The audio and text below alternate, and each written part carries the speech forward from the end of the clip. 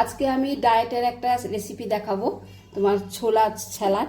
সেটা করতে তো প্রথমে আমি ছোলাগুলো সিদ্ধ করে নিয়েছি, আর এদিকে বাদামও সিদ্ধ করে নিয়েছি আর অল্প করে, আর এদিকে তোমার পেঁয়াজ কুচিয়েছি, গাজর কুচিয়েছি, শসা কুচিয়েছি, টমেটো, একটা কাঁচা লঙ্কা আর একটা লেবু নিয়েছি আর একটা অর্ধেক নিয়েছি, আর এদিকে পুদিনা পাতা, গোলমরিচের গুঁড়ো, আর এদিকে চাট মশলা, বিট লবণ আর কিছুটা টক দই, এই দিয়ে আজকে আমি স্যালাডটা তৈরি করব। আর লবণ একটু সামান্য লঙ্কার গুঁড়ো দেবো, দিয়ে আমি স্যালাডটা তৈরি করব। প্রথমে আমি ছোলাগুলো একটা বোলের মধ্যে দিয়ে দিচ্ছি।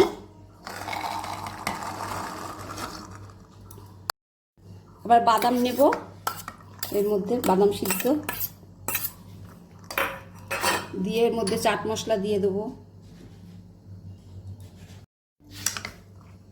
তারপরে মধ্যে গোলমরিচের গুঁড়ো দেবো আর অল্প একটু বিট লবণ দেবো। আর যেহেতু এটা আমি লবণ দিয়ে সিদ্ধ করে নিয়েছি, ওই জন্য এর মধ্যে আর লবণ দিলাম না, দিয়ে ভালো করে মিশিয়ে নেব।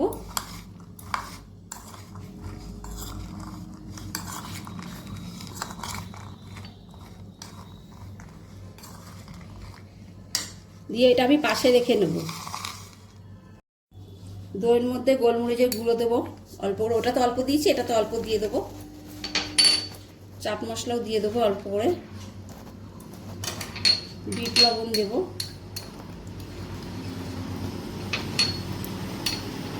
আর সাদা লবণ দেবো একটু, প্লেন লবণ, আর সামান্য একটু লঙ্কার গুঁড়ো দেবো। যেহেতু কাঁচা লঙ্কা গোলমরিচ আছে, একটু ঝাল আছে, ওই জন্য সামান্য একটু লঙ্কার গুঁড়ো, পুদিনার পাতা দেবো,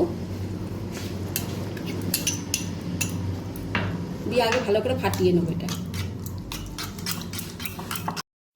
এবারে আমি যা যা কেটে রেখেছিলাম সেগুলো এক এক করে সব দিয়ে দেবো। পেঁয়াজ, গাজর সব কেটে রেখেছিলাম, ওগুলো এবার এক এক করে সব দিয়ে দেবো।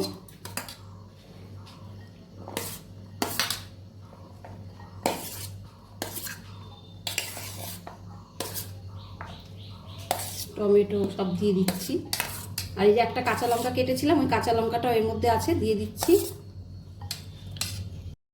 দিয়ে ভালো করে মিশিয়ে নেব।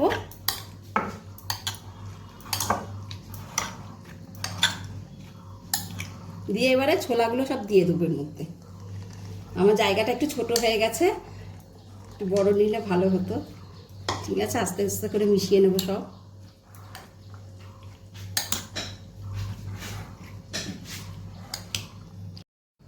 এবার এর মধ্যে আমি লেবু চিপে দেবো।